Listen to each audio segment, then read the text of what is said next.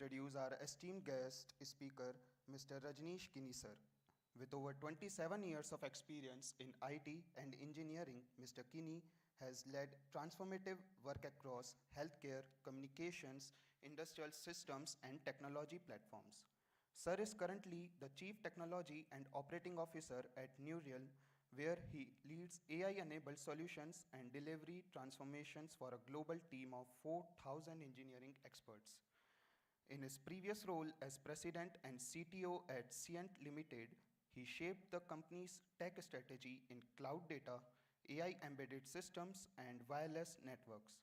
He has also held key leadership roles at Wipro and Capgemini Engineering, driving global engineering R&D and managed services. Mr. Kini is a respected industry speaker, especially in AI and ML, and a lifelong learner with the degrees and diplomas from Cochin University, BITS Pilani, SIBM, IIT Roorkee, MIT Boston, and VIT. Please join me in welcoming Mr. Rajaneesh Kini, sir, with a huge round of applause.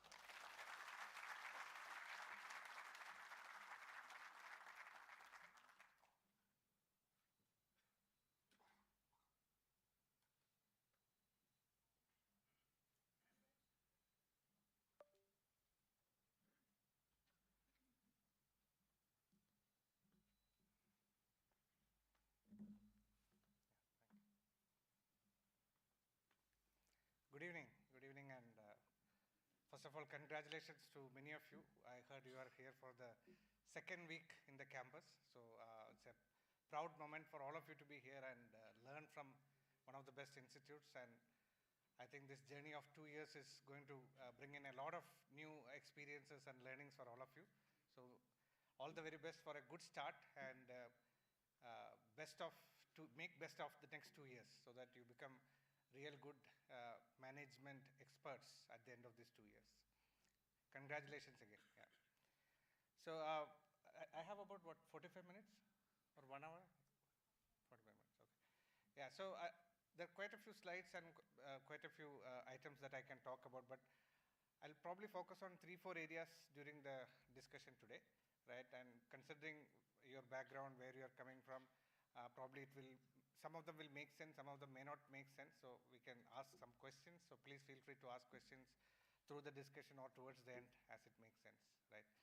But I think today we are in a situation, right? Today we are in an industry where whether you're doing doctorate, MBA, whether you're going into a very different profession, if you know AI and if you know how you can make use of AI tools, it makes a big difference, right? It's almost like IT in 90s or quite some time back when electricity came in and how people were trying to use it, all of that, right? But AI is in a position where you can make a big difference in your career by saying, I am ready for AI, right? I am enabled with AI tools to do my job better, right? And it really accelerates your journey in your career. Therefore, some of the key aspects of AI, I would suggest you should continue to spend time over the next 2 years, right? Whether it is part of your curriculum or not, definitely spend more time to understand those tools and see how you can leverage. This way.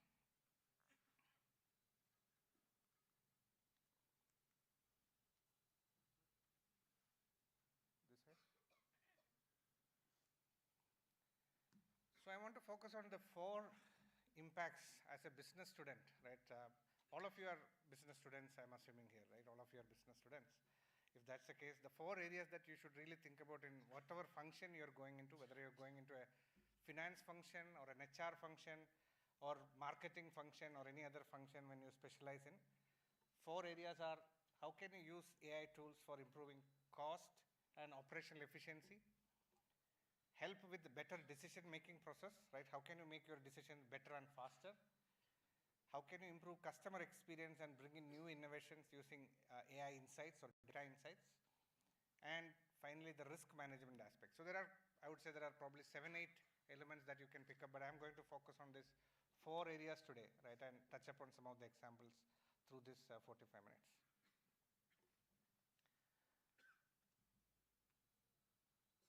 I'll not spend much time here considering the time, but many of you come from probably an arts background, commerce background, maybe even technology background, right? So and some of these terms are where you'll have to spend more time if you're not familiar with, but I think these are generic terms today, right? Many of us know about it. Machine learning was something that started in 1915s, the 1950s, where a lot of AI and ML capabilities started. But there is a lot of progress in that technology over the last 5 years with natural language processing, computer vision, as well as robotics technologies picking up more fine-tuning or better precision capabilities, right? That is beneficial for all of us. In the last 2 years, with the Gen AI, OpenAI coming in September of 2023 onwards, there is more acceleration due to what we call as large language models, whether it is OpenAI or many other. There are about 32 large language models and small language models that are available today, which has made AI journey much more accurate, efficient, and faster for us today, right? So technically or technology-wise, it's good to know what is an LLM, what is an SLM, what is an agentic AI, etc. But at a very high level, I would say it's basically the brain that does the job for us in an AI scenario, right? So at this level, I'll leave it there. But we can get into a lot of details here when we have, or if you have time to do some self-analysis. And it is really changing, right? So the impact radar of the AI today, if you look at this Gartner chart, there are a lot of elements that are coming in. And RAG, or retrieval augmented technologies, came in about 2 years back, one and a half years back or so. SLMs, tiny ML models, all of that is elevated experience being created in automotive industry. If you take a washing machine, there is machine learning coming into washing machine today. Your microwave oven has a tiny machine learning model getting added. So all of that is an evolution over the last 2 years. Let's look at a few examples of the first scenario, right? This is the most simplest of the scenario where you can use AI. And if you are into a management job, your first priority most of the time is about how can I make better profits, right? And to make better profits, you need to improve the efficiency. You need to make sure your operational costs are taken into control. And how can you leverage AI tools to reduce cost of operations is what this is all about. And this is the easiest scenario for AI to make an impact today. Again, a few scenarios, right? How AI helps in operational efficiency, right? Starting with, if you take routine tasks, that's something that AI has been automating for quite some time, right? That's the easiest with, if you have heard about robotic process automation or RPA tools like UiPath, they came into picture somewhere in 2015 to 17 time, and they have been doing a lot of those automations for last 10 plus years. But it has enhanced further with capabilities on computer vision, generative AI kind of capabilities coming in. It can even reduce human errors in a process. Like for example, in lab scenarios, right? For most of the pharmacy companies that create your medicines, when they do lab experiments, any error can create a major issue, and they use computer vision based capabilities to make sure error is detected through the process so that the medicines are good quality. If you're working on an aircraft manufacturing, any defect can create a lot of losses, right, in terms of dollar amounts. So identifying those defects early helps you in terms of monitoring. It could be in scenarios of demand prediction, right? When you have to have a factory operating, right? Predicting the demand based on the computer capabilities or AI capabilities. What kind of scenarios are happening?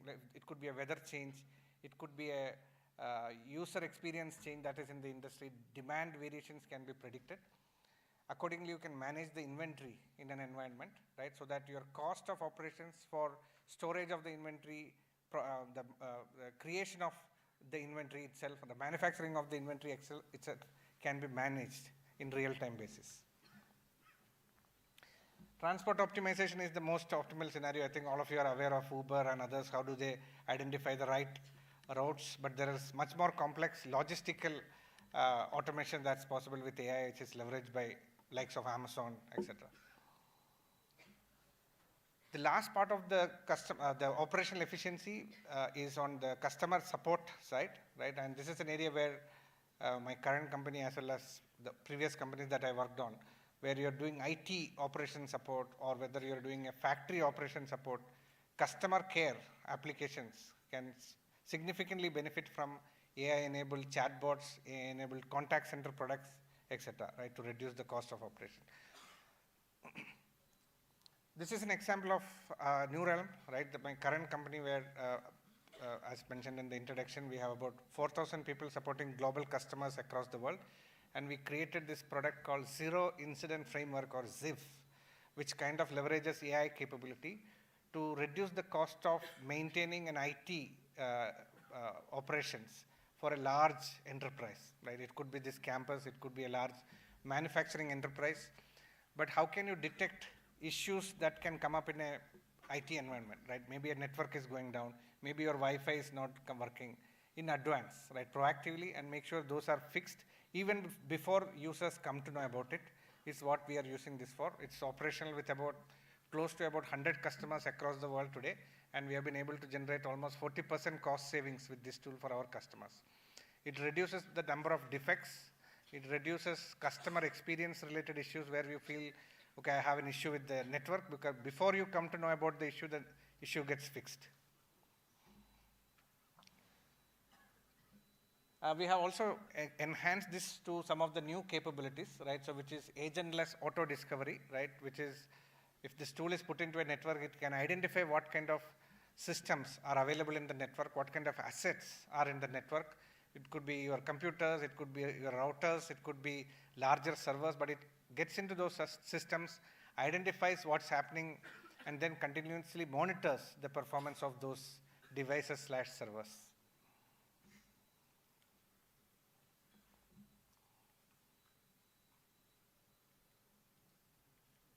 What's happening?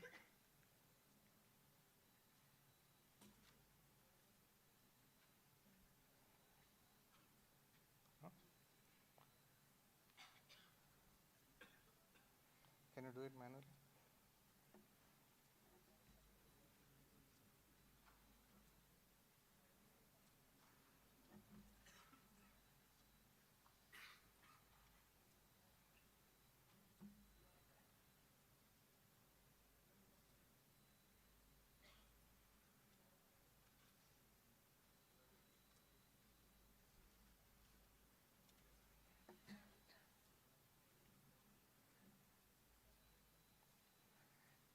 Sorry about that. So this is the first part, right? It's the cost and operational optimization.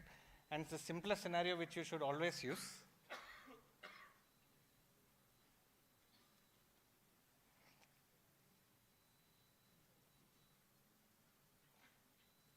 I don't know if this video will play, but let's see if it plays.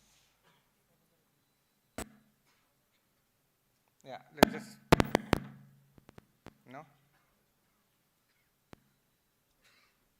The audio is not playing. Do you know the symptoms of a looming outage? If your enterprise is facing any of these situations, then we have the solution for you. Zero Incident Framework. It helps organizations trend towards zero incidents. ZIF is an AI ops-based tech ops platform that enables proactive detection and remediation of IT incidents. ZIF has 5 trusted crucial components, which does the magic of driving the enterprise towards zero incidents. Your struggle to discover critical applications in chaotic environment is over. With Discover, get complete visibility into your resources with on-premise and in the cloud.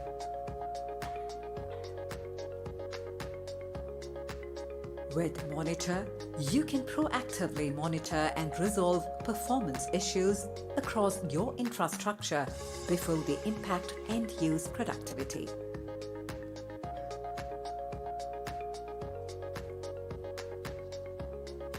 With Analyze, volumes of raw monitoring data, both structured KMK and unstructured, can be ingested and grouped to build linkages and identify failure patterns.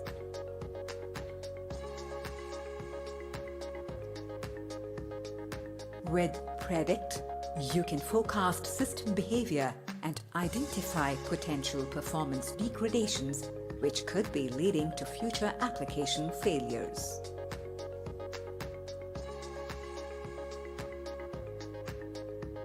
Remediate keeps your infrastructure safe with prescriptive recommended actions.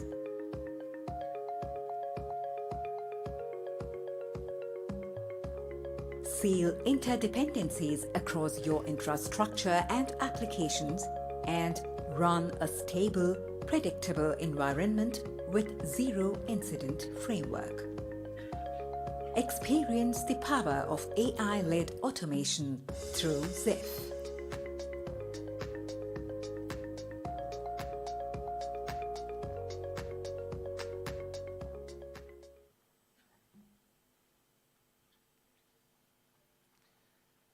This is another example, right?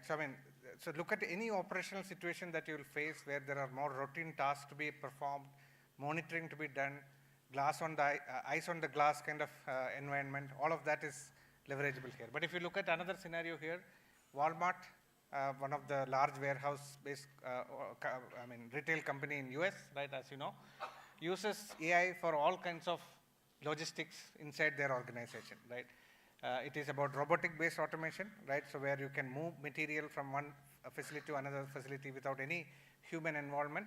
And depending on the availability of supply in a particular store, they move things faster using AI insights, right? This is one inventory management / logistics use case using AI, very well established over the last 10 years. Operationally, Walmart operates at one of the lowest costs across the world in retail industry, right? So you get lowest priced items in Walmart if you go back to US today. Somehow it is not working.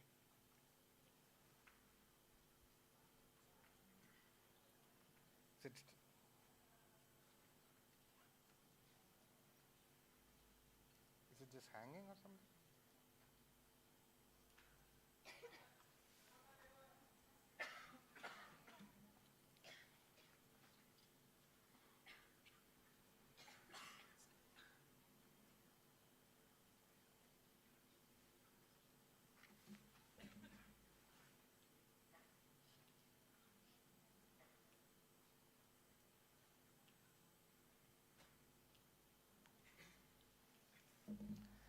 Okay, I'm going to move on while this comes back, right? So there are a few more examples, like in companies like Siemens. If you take Siemens, all their industrial factories across the world, they have leveraged AI-based capabilities.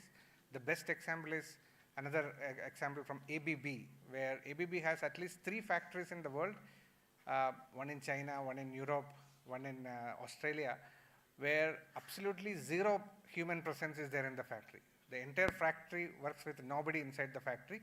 It can be operated from remote locations where people can monitor, and AI helps to run the factory without any issue in such environments, right? So that's another operational automation that is achieved across the world. Now, if you go to the next case, I'm hoping it will come back by then. The next scenario is better decision making, right? So we talked about, you saw the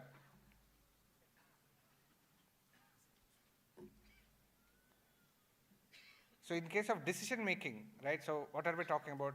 In management roles, wherever you are, you need to take the right decisions at the right time to be more competitive in the market, right? So that's very important.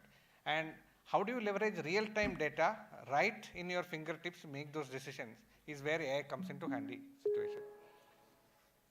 Right? For example, there is a Snap to Insight, is a startup in Bangalore, right? Which has probably about 25 Fortune 100 customers across the world. It's a small startup based out of Bangalore, but they have top Fortune 100 customers across the world. And what they do help with them is basically, if you take a scenario of a retail industry, right? If you are running a retail shop, you have to have the right products at the right place for customers to buy them, right? And if you continuously monitor customer behavior, you will know what place that particular product should be kept for it to be sold maximum during the day, right? If it's a potato chips, where should it be placed in the store? And if it's a razor, for example, it should be kept somewhere else so that customers' attention comes to that at the right place. And Snap2 Insights provided camera-based intelligence to continuously monitor users, and based on the behavior pattern of users, it helps to make the right decisions for the retail operator so that the business done through the day is maximized, right? And the decision making it provides directly reaches the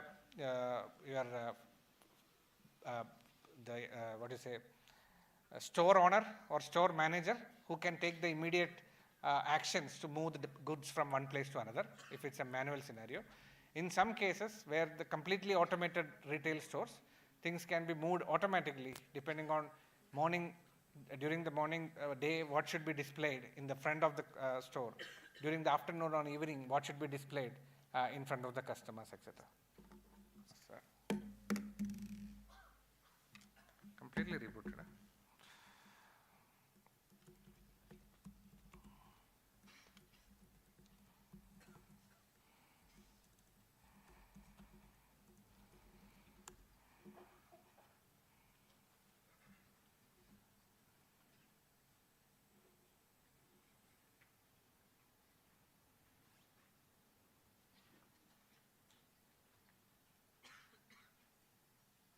I think we'll skip the videos if that is creating an issue. Okay, there are some videos. Maybe I'll not load them. Got hanged while working, it stopped working.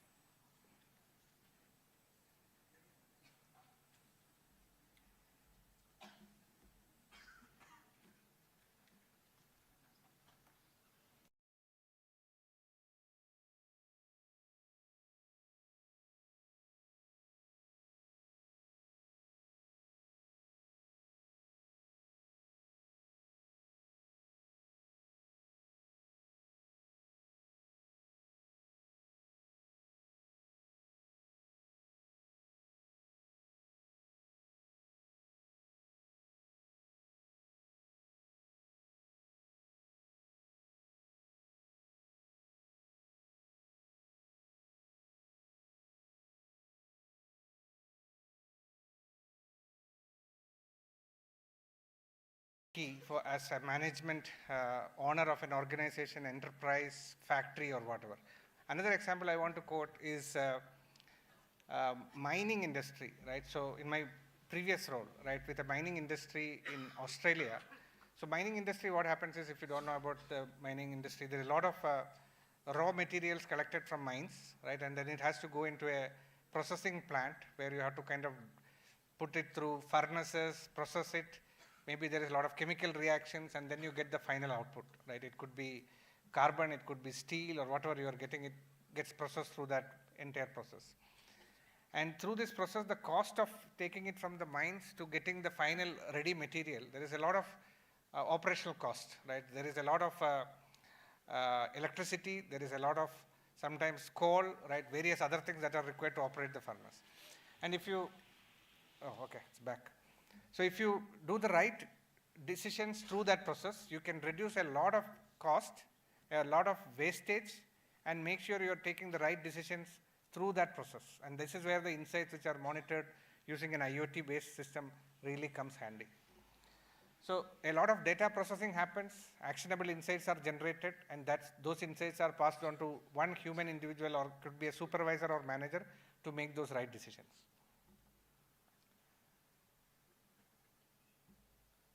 I'll skip the video. I think it's hanging because of the videos.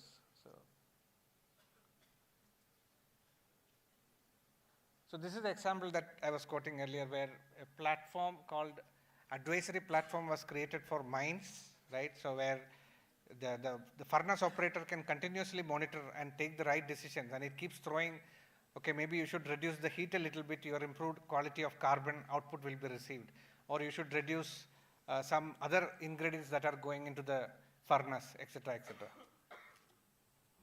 We were able to save almost 10 million in operational costs by making the right decisions through this process here. The third is the customer experience part, right? So the first two elements are, start with the pure operational costs. Second one helps you to make right decisions as managers or owners of an organization. The third one takes it to how to make an impact with your end customers, right? Your product or your organization will be more successful if you're able to deliver better customer experience, and We all know about the iPhone story, right? So if experience of the customers is best, then your product sells most. So how do you influence that and bring in the innovation required using AI capabilities? And that is also, again, another capability that you can leverage to continuously monitor your customers' behavior, right? If you're delivering a product to market, if the capability is built into your product to kind of understand what is the analysis that you can do in terms of customer usage, market trend of usage of that product, what is the preference of the customer, right? How do they really use the product, right? Understand that through various channels. And then the design process of the product development itself can be optimized so that your cost of product development is better, right? UI UX, if you've heard about UI UX, when you're interacting with a car, for example, when you get into a car, you have all those HMI screens and all that, right? How do you make sure the right button is in the right place, right? And earlier it was completely a human-based design, but now with using AI capabilities and understanding customer usage pattern within the car, every new version of the car can have a different version of UI UX, right? That's again another AI capability.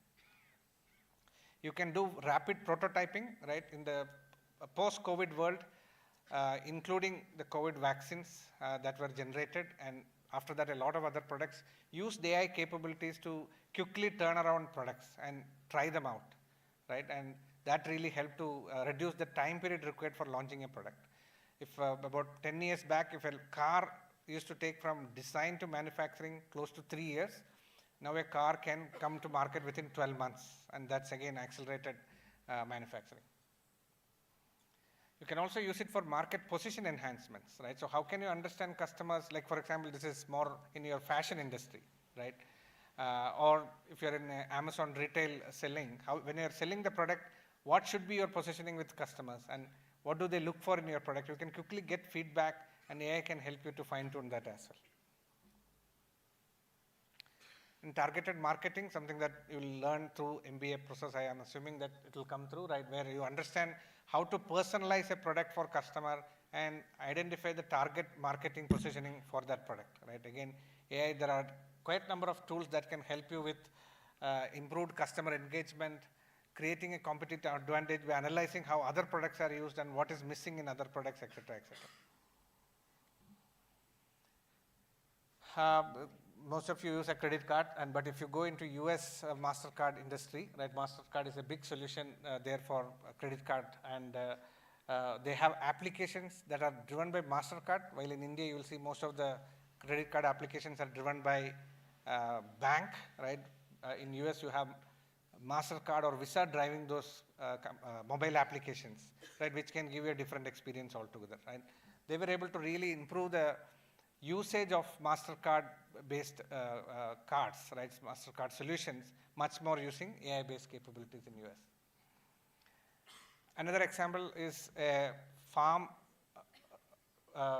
machine, right, from John Deere, right, and we do this right here in Pune. So I think some of you know John Deere has a campus on the other side of Pune, right, and what that facility does, it's an engineering facility, is that it brings in precision control in these farming equipments, right? Absolutely right placement of seeds, plants as needed, watering just to the required amount based on what is the water level, humidity in the sand or air, etc. And also even judging whether the nitrogen content in the sand is in the right level and things like that. So various automations that are required in farm by using computer vision based and sensor based AI capabilities in the farming equipments. I'll skip this. But I'm sure you have seen this if you are driving, I mean, if you have been in any Benz cars now, you will clearly see those navigation right in front of your eyes. You don't even have to look at the monitors, right? But right in front of your eyes on your glass itself, you will see the navigation, take a left turn or right turn messages coming in, right?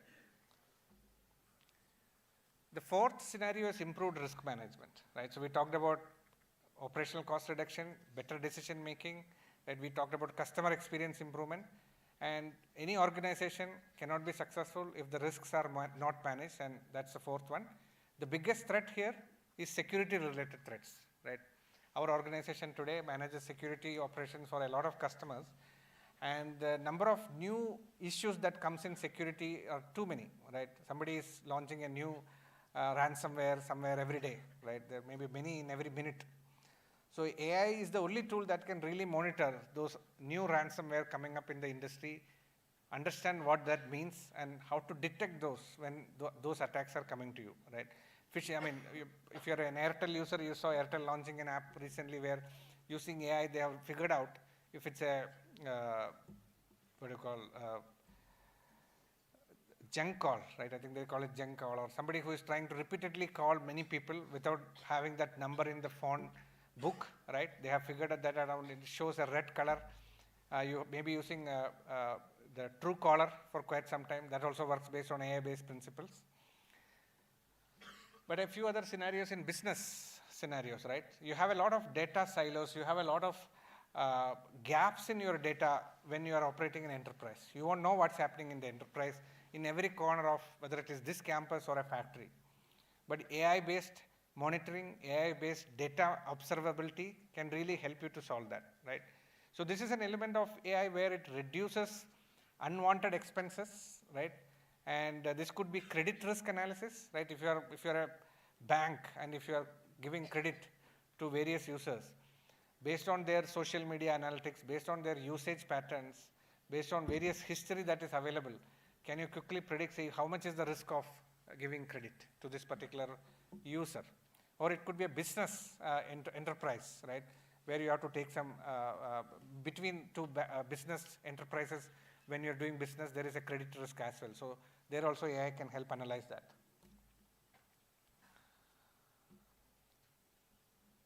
And how it helps is, one, by detecting in advance, right? So you know what risk you are facing, but it also helps to detect that very fast.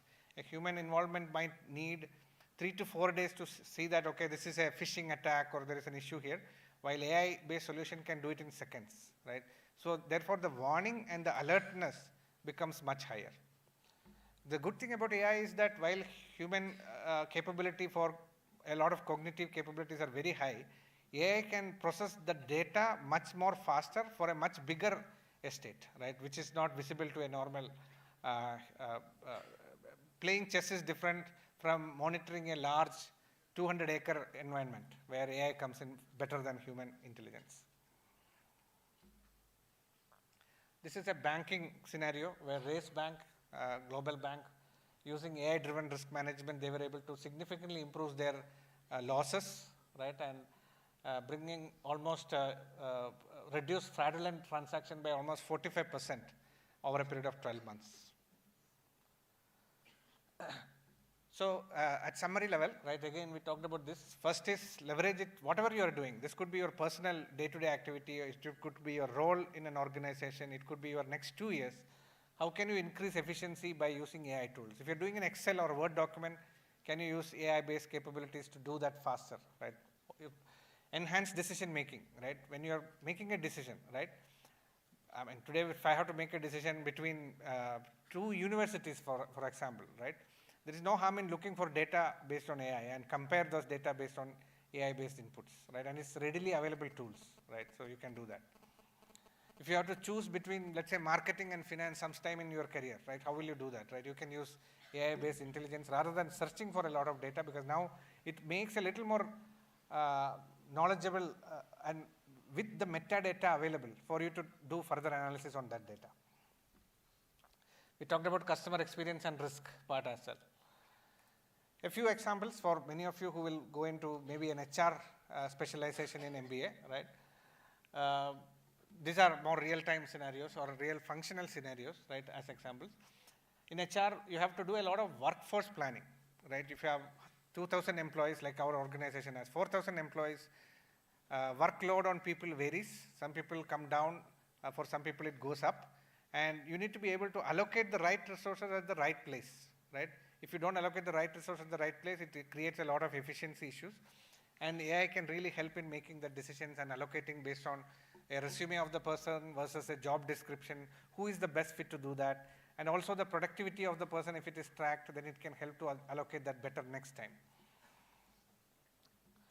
Better decision-making example could be an interview process. We have started using, and there are at least 3 startups today that are creating products for your first and second level of interview, right? And during the interview, it does more than what a human being normally does in interview. It asks questions, which typically you also ask, but it also judges and kind of supervises the candidate in terms of body language, confidence during the interview, communication skills, right? And various other parameters to see whether, and it gives a score, like based on the interview and what I have seen, the knowledge level is at this level, confidence is at this level, communication is at this level, and it's purely based on learning. And sometimes in the initial stages, you need some feedback to be given, but it corrects itself and gets it right, at least within a few weeks, right, for each organization. Attrition management is another area. From a risk perspective, the biggest risk for an enterprise is its workforces leaving through attrition, right? How can you predict the attrition and manage that attrition? By making sure we take care of the right requirements, right challenges that our employees are facing, right? AI comes in handy there as well. So if you are an HR manager, these are some of the examples that you will come across tomorrow. Similarly, if you are in finance, stopped again.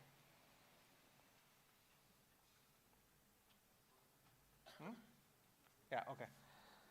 Some examples on the finance side as well. I'll not take all of them, but finance applications for billing inquiries, right? So if you are in if you're using Airtel or any other retail product and there are a lot of customers, you may have queries.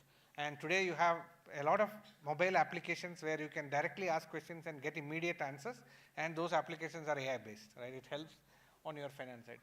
Dynamic budgeting and forecasting is a challenging exercise, and based on the various insights, how can you fine tune the budget and forecast, right? AI comes in handy there as well. We talked about credit risk analysis. Fraud detection and prevention is another example.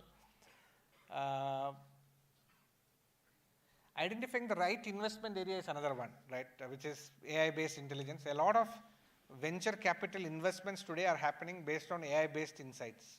And what they do is, across the world, who is looking for what and is identified using AI-based insight.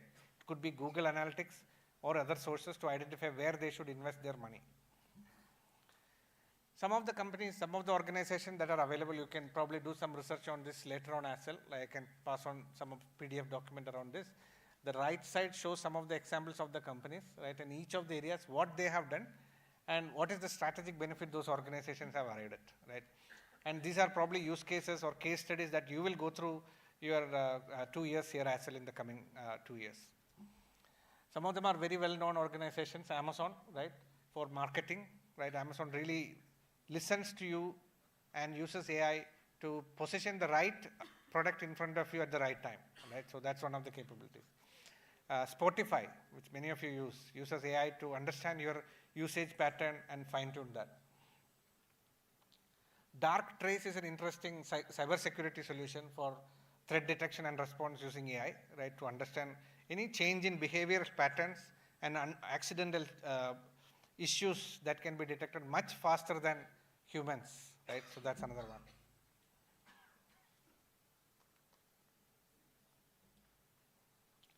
A few tips while you're going through it. I don't think this will be useful for you right now, but when you're actually starting to use, you also have to take care of a few things, right? It starts from how the data can be exposed. If you're even using ChatGPT and putting some documents into it, it can be exposed, it can be used by somebody else, and the knowledge can go to somebody else. So be aware of how to use the AI tool, where the data gets stored, and what can be useful for others.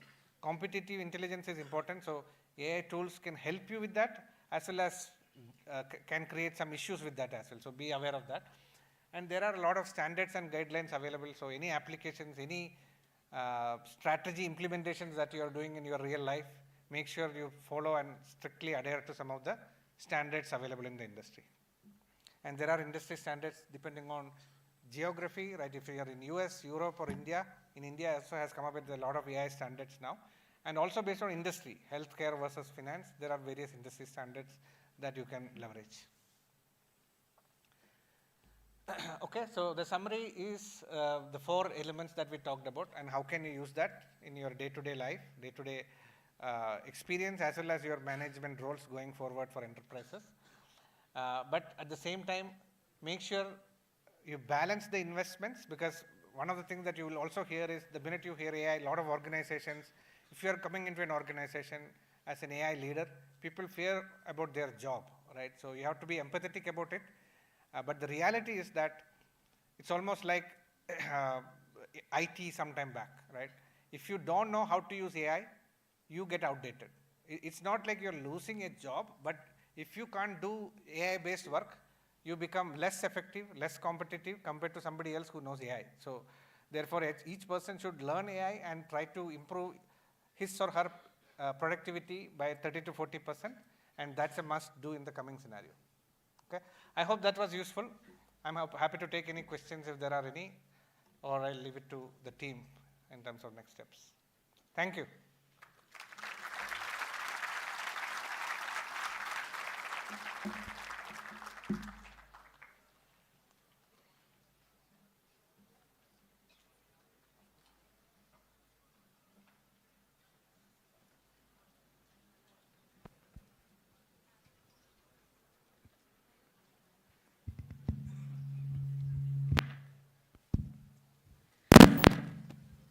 Thank you so much, sir, for sharing your wisdom and insight.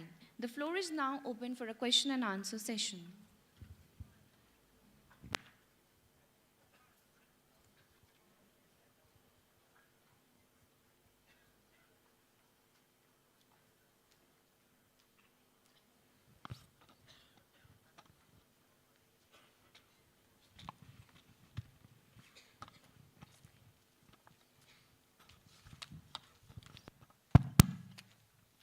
Hello, sir. My question is,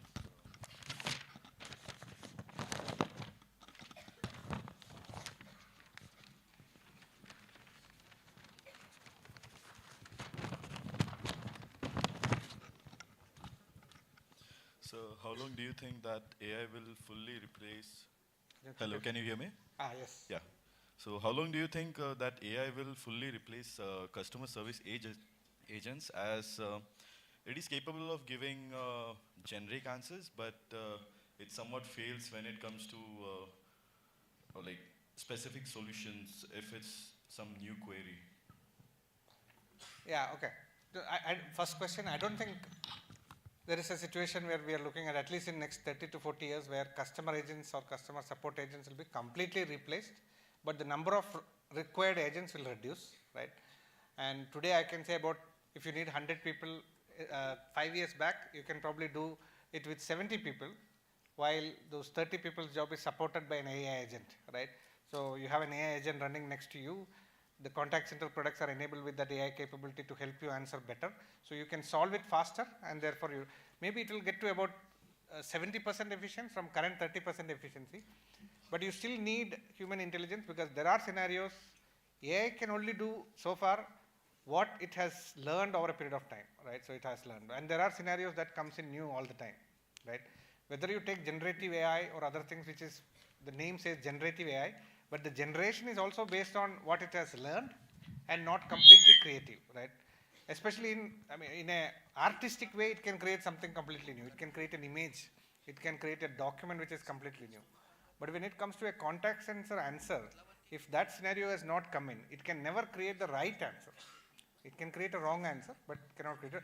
So you need human intervention to monitor that and manage that.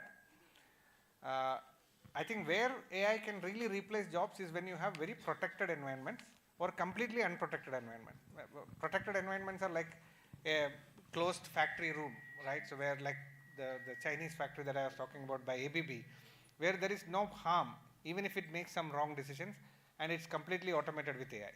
Or unprotected is a war situation, right? Even if AI goes wrong, it's okay in the interim there, because it can, whatever damage creating, the drone is already in the enemy zone, right? If it misfires, it's still not going to create any other issues, right? So those are the two scenarios where AI is completely replacing it right now, but I don't see that otherwise.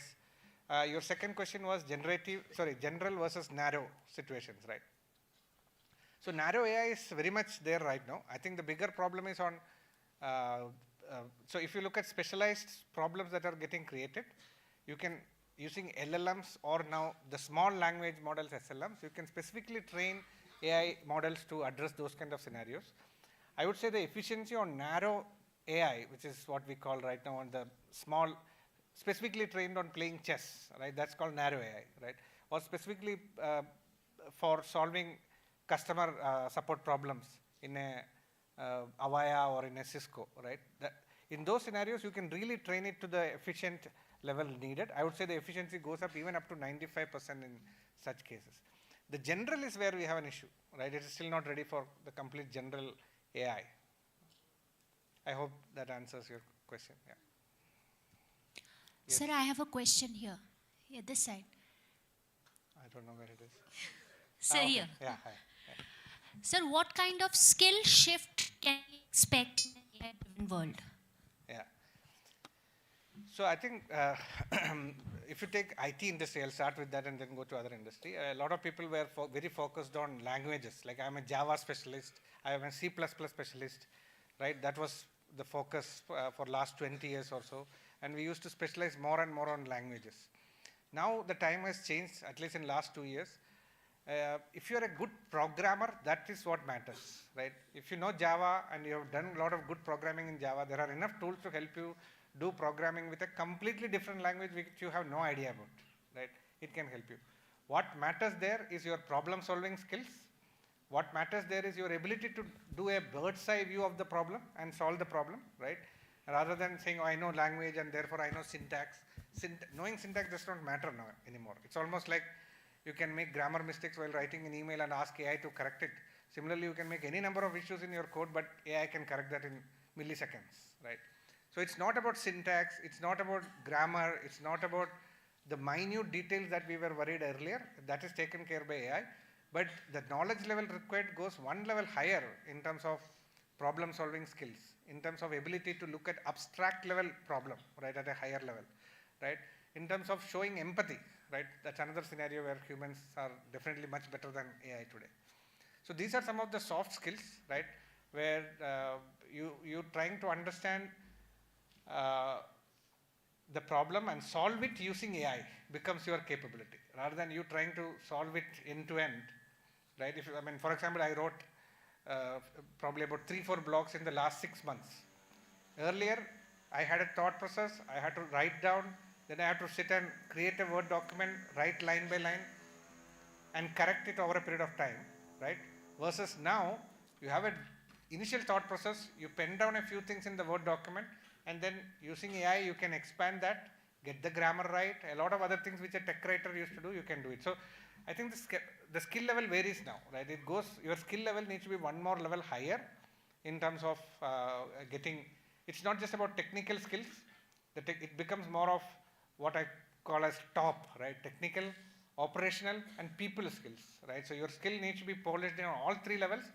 There is no use being a very good Java programmer. You need to know the programming part, you need to know problem solving part, you need to know how to deal with the people problems around you as well. I hope that helps. Yes, Yeah. sir. I wanted to ask a question. As I understand AI, it's basically the data that is right now present. It is learning from that, right? But the data right now feels very skewed. It is basically full of biases and stereotypes, which the AI might reinforce. So what kind of intervention is the industry doing for it? Or the stakeholders that are involved in this are doing for it? Yeah, that's the biggest problem today. In most of the data, most of the industry data, even not just even bias, but even the data itself is completely incorrect. So that's the biggest challenge. So one data point I want to share is back in 2023, OpenAI came in, a lot of investment started in my organization as well in terms of getting ready for AI, right? And understanding SLM, LLM, etc. And we invested. We were expecting a lot of business in AI. But if you got $1 business in AI itself, we got $100 business in cleaning the data and making it correct, right? So organizations are heavily investing in that right now, because if you have incorrect data, if you have inconsistent data, or if you have bias in the data, the AI output also gets damaged. So there is a lot of intervention, both human as well as technology based, to correct your data and make sure the data is put in right. For example, there is a lot of synthetic data that is getting created as well, right? In healthcare industry, it has become a norm that if you're doing an AI model, you cannot just use existing data, but you also have to create, which is called synthetic data, using AI models itself, so that it becomes more generalized, right? The live scenario I'll take is, In New Jersey, there was a lot of cases of cancer that came up some time back. So government invested in creating a cancer detection based on trend analysis, like previous patients, what has been their blood test results over the period of time, what has been their various health parameters that were available, and can you predict any cancerous futuristic scenarios for a patient based on their trends. And the most of the data available showed for people who were 40, 45 and above, and you were able to predict. But then what happened is, while you were able to predict for above 45, a lot of new cases started coming up with people who are much, much younger, unfortunately, right? 20, 25 as well.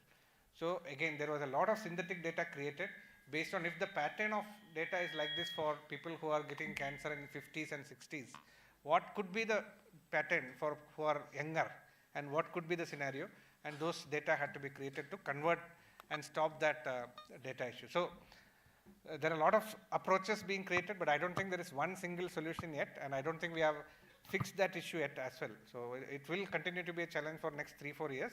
And one of the reasons why you cannot use AI completely, whether it is for road driving or anything else, is because of data issues. Like because you don't have lines on the road, you cannot have an automated car, right? Those kind of scenarios. So till the time you get that 100% accuracy on data, there will be that, to answer your earlier question as well. One of the reasons why AI cannot do 100% job is because data will never become 100% correct. Sir, I have a question here, right on the stage, left side. Yeah. Sir, you kind of quoted a lot of examples where AI is used for advantages, but where this is one side of the spectrum, the other side of the spectrum is usage of AI for frauds, maybe usage for unethical hacking. Yeah. So what kind of preparedness do we have, or do we need to have in the near future when it comes to protecting our much preserved data from AI itself? Yeah, no, I think, as we say, right weapon in the wrong person's hand is always an issue, and that's what is happening for any capability, any technology, and AI as well. So today, if you look at, we just had a very bad scenario with a hospital in US where they had to shut down for about 3-4 days, and that was because somebody sitting in one of the Asian countries was trying to attack and close all their systems for money, right? It's a ransomware attack, right? And it was done completely based on AI-based intelligence by that person as well, by looking at all the password history, what kind of password people are setting up, and based on that he was able to get into the system and create a lot of issues. So very natural problem that we have today. I don't think there is one solution to stop that, because any technology, whether it is a gun, it could be in the hand of a police or it could be a hand of a terrorist, right? So as simple as that. So it can be a problem. The only thing is we have to leverage it more and more better, right? Good news is the right side of the world has a lot more investment going on in AI, and it's being leveraged. But we have to also make sure those capabilities are not leaking, right? It's not getting away and not in the wrong hands. So that's something each government has to be cautious about, each company, each organization has to be cautious about, each individual has to be cautious about, because you can sell some technology for money, but then it could be somewhere else, it will come back and hit you, right? So I don't think, again, there is no single solution for that, but most governments have put very strict conditions in terms of what data can be used for training, and make sure there is no personal data, make sure there is no country sensitive data, etc., so that it does not leak out and it is not in the wrong hands. But more importantly, we have to make sure that the technology itself does not go in the wrong hands by putting the right controls in place. Continuous challenge. I don't think there is any answer to that beyond that. Yes. Check. Thank you for the short and crispy presentation, first of all, sir. Myself, Shivam. I have the question regarding the threat. Like, as you have mentioned, in financial sector, there are big firms like JP Morgan are also using this AI. And AI overall is using the data which is present. So they will be taking the data from our side, right? So in that case, is it possible that it can use much of the data and create a short selling in the market also and cause a crash? Can we consider it as a threat? Because currently we are still recovering from the crash we are having, like we are also having recession. So how much reliable do you think it is, and how much good it is that we should put keep putting data on such crucial time that it can cause harm to us? Yeah, the risk is evident, it is there, but government standards and policies stop people from using personal data. So if your pattern is used for any training today, like your financial data is used for any training today, it cannot be, so there is a concept of encapsulation. So the trained data does not know it is for XYZ person, right? It just knows that it is for somebody, right? So that way it protects the individual, but takes the data for training. Same happens in healthcare industry as well. When you use healthcare data for training, it is manifested, or it is mandated that you cannot say it is for, this is Rajneesh's data that is getting trained. So the model will never know what is my data, so that it cannot come back and attack me. It will only know it's XYZ's data, right? And that's how that encapsulation happens, to avoid personal attacks or personal crisis, or even country or state specific attacks. So you will not know that whether this person is born in Bangalore or is born in Pune or other location. Those kind of data is completely encapsulated today in legal scenarios. But unfortunately, in people who are doing it illegally, they still can leverage that and do it. That scenario exists.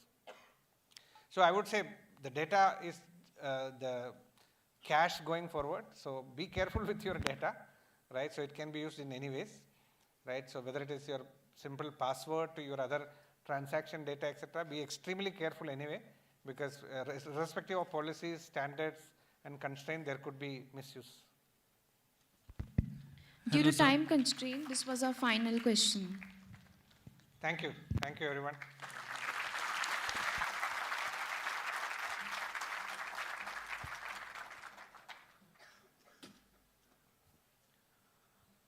Thank you, sir.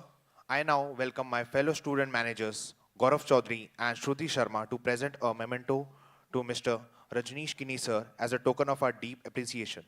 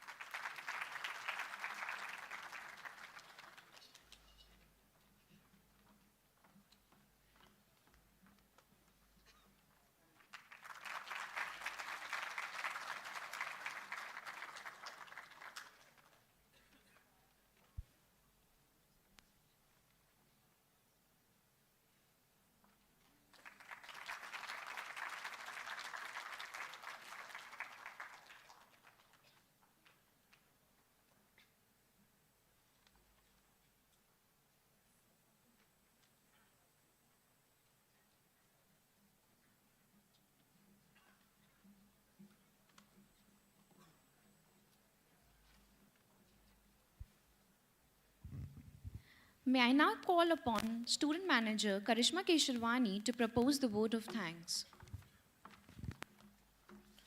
Good evening, ladies and gentlemen. It is my honor and privilege to deliver the vote of thanks on behalf of BIIB team for today's enlightening session. First and foremost, I extend our heartfelt gratitude to Mr. Rajaneesh Kini, sir, for taking time out of his immediately busy schedule to be with us. Sir, your insight on technology leadership, AI-enabled transformation, and your vast industry experience have truly been inspiring, thought-provoking, and immensely enriching.